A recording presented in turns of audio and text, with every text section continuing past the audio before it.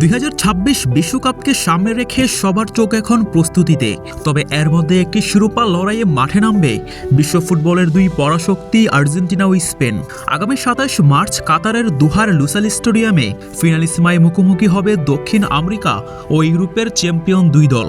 কাতারে 2022 বিশ্বকাপ জয়ের পর দেশটিতেই প্রথমবারের মতন খেলতে নামবে আর্জেন্টাইনরা। ইউরো চ্যাম্পিয়নদের বিপক্ষে গুরুত্বপূর্ণ সেই ম্যাচের পরপর আরও একটি প্রীতি ম্যাচ খেলবে বিশ্ব চ্যাম্পিয়নরা। ম্যাচটিতে আর্জেন্টিনার প্রতিপক্ষ কাতার। এই ম্যাচ হবে কাতারেই। বিশ্বকাপের শিরোপা ধরে রাখার মিশন শুরুর আগে এটিকে শেষ দিকের গুরুত্বপূর্ণ প্রস্তুতির ম্যাচগুলোর একটি হিসেবে দেখছেন আলবিসেলেস্তারা। আর্জেন্টিনার বিপক্ষে ম্যাচ খেলার বিষয়টি নিজেদের সামাজিক যোগাযোগ মাধ্যমে নিশ্চিত করেছে কাতার। সেখানে দেওয়া তথ্য অনুযায়ী ম্যাচটি গড়াবে 31 মার্চ। তবে ম্যাচের ভেন্যু শুরুর সময় এখনও ঠিক হয়নি।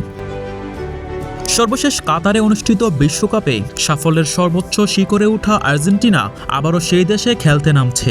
2019 সালের পর কাতারের বিপক্ষে এটি হবে তাদের প্রথম ম্যাচ।